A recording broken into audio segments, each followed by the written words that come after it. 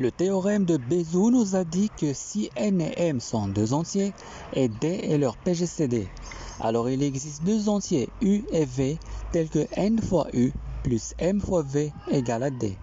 Mais comment trouver u et v? Dans cette vidéo, notre objectif principal est que vous soyez capable d'appliquer division euclidienne pour trouver u et v dans l'identité de Bézout. L'identité de Bézout est l'un des bijoux du trésor de la division euclidienne. Grâce à cette dernière, qu'on peut trouver les entiers u et v vérifiant n fois u plus m fois v égale à d. La procédure commence de la même manière qu'on a fait pour trouver le PGCD. On effectue la division euclidienne de n sur m, on trouve n égale à m fois q1 plus r1 avec r1 inférieur strictement à m. Si r1 est nul, alors on arrête. Sinon, on effectue la division euclidienne de m sur r1 et on trouve m égale à r1 fois q2 plus r2 avec r2 inférieur strictement à r1. Si r2 est nul, alors on arrête. Sinon, on effectue la division euclidienne de r1 sur r2, on trouve r1 égale à r2 fois q3 plus r3 avec r3 strictement inférieur à r2. Et on suit les mêmes démarches jusqu'à avoir un reste nul, ce qui est sûr puisque la suite des restes strictement décroissante est positive. On supprime la dernière équation où le reste est nul.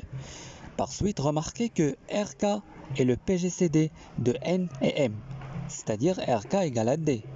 D'autre part, pour tout y compris entre 3 et K, nous avons RI égale à RI-2 moins RI-1 fois QI. De plus, R2 égale à M moins R1 fois Q2 et R1 égale à N moins M fois Q1.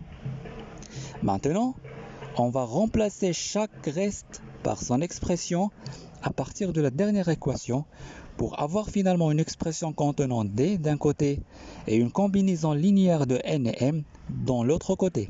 C'est une identité de Bézout. Regardons cet exemple de N égale à 93 et M égale à 42. Les divisions euclidiennes successives nous donnent 93 égale à 42 fois 2 plus 9. Puis 42 égale à 9 fois 4 plus 6. Ensuite 9 égale à 6 fois 1 plus 3. Finalement 6 égale à 3 fois 2 plus 0. Donc d'après la méthode des divisions euclidiennes, on a 3 et le PGCD de N et M. Maintenant, on cherche U et V pour avoir N fois U plus M fois V égale à 3. On supprime la dernière équation ayant un reste nul. Maintenant, on écrit l'expression de chaque reste comme suit. Voilà. Il reste maintenant à remplacer chaque reste par son expression.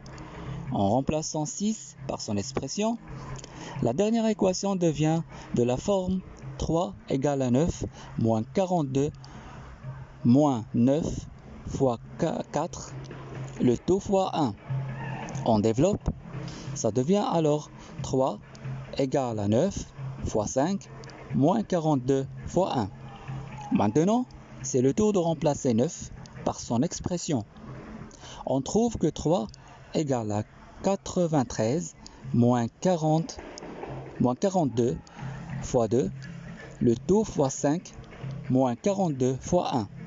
En développant, on trouve que 3 égale à 93 fois 5 moins 42 fois 11, c'est-à-dire D égale à N fois 5 moins M fois 11.